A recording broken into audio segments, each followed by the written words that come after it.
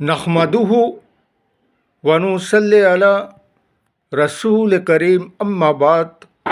पश्चिम बांग्ला का पीर फुरफुरा दरबार शरीफ मुजद्दिदिया जबान पीर अबू बकर सिद्दीक रहमतुल्लाह अलैह का संगठन ऑल इंडिया मुजद्दिदिया मिशन सर्वधर्मों सम्मेलन कमेटी के सदस्यों हैं हम मोहम्मद आसिफ।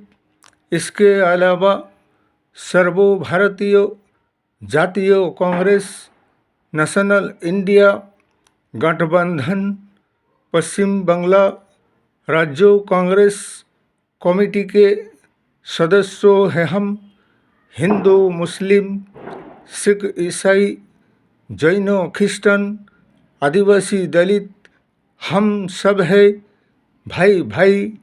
मजहब नहीं सिखाता आपस में बैर रखना। हिंद है हम, ये वतन है हमारा। ये मौजूदा शासक दल बीजेपी एनडीए के समर्थन में नरेंद्र मोदी साहब का शासनकाल, इसीलिए तो कहते हैं कि 100 में से 99 है बेईमान, फिर भी कहते हैं हम सब है ईमानदार। इन भारतीय जनता पार्टी के लीडर और नेता मंत्रियाँ ऐसा है, इनमें हर वो प्रकार के लोग मिलेंगे जो कि प्रधानमंत्री से लेकर और मुख्यमंत्रियों तक इसलिए के वादा करते हैं निभाते नहीं, और इस कदर झूठ बोलते हैं जैसे कि झूठों का सरदार है ये। और अब तो नरेंद्र मोदी साहब विदेश यात्रा पर जाकर भी अमेरिका फ्रांस में भी इंटरनेशनल झूठ बोलते हैं, इसलिए कि ये झूठों के सरदार है।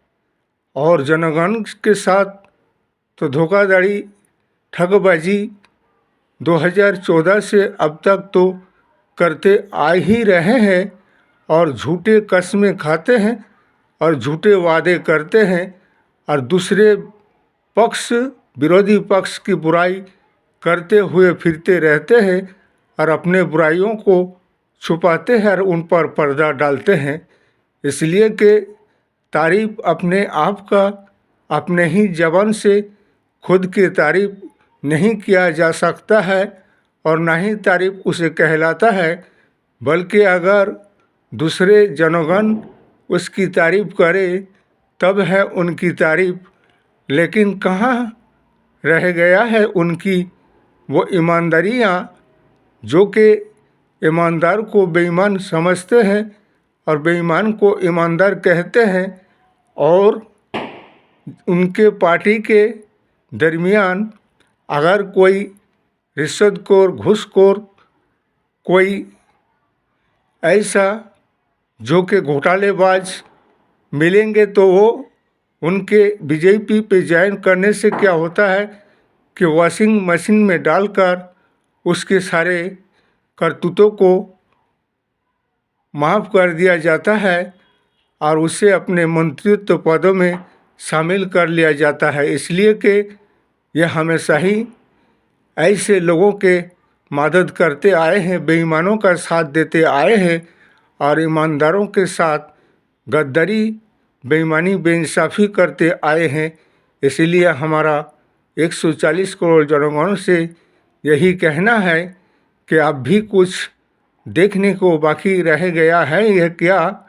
इसलिए हमारे सर्वभारतीय जातीय कांग्रेस नेशनल इंडिया गठबंधन को चाहिए कि आपके जो भी इलेक्शन और निर्वाचन होगा, विधानसभा हो चाहे पंचायती हो या पौरसभा हो, उसमें अब ईवीएम बैन करो, उसका आंदोलन चलाना है। और ईवीएम को हटाओ, बैलेट पेपर ठप्पाओं से वोट कराओ। और इसके लिए चाहे हो सकता है तो हम सब सारे विरोधी पक्ष मिलकर सुप्रीम कोर्ट, हाई कोर्ट में मामला मुकदमा दर्ज कराएंगे, जिससे कि ईवीएम बैंड हो और बैलेट पेपर ठप्पा से वोट हो। इसलिए कि ईवीएम से वोट कराना यानी इसमें कोई ना कोई गड़बड़ी तो किया ही जाता है, वरना जहां जनसमर्थन नहीं है वहाँ पे कैसे बीजेपी इलेक्शन और चुनाव जीतते हैं। ये सब ईवीएम का मेहरबानी है। इसलिए लोकतंत्र बचाओ, संविधान बचाओ, जनगण के अधिकार हक बचाओ और जनगण को इंसाफ और न्याय दिलाओ, संविधान बचाओ। इस वीडियो को ज़्यादा से ज़्यादा लाइक दीजिएगा, शेयर कीजिएगा, सब्सक्राइब दीजिएगा। जय हिंद, जय भारत, मोहम्मद आसिफ।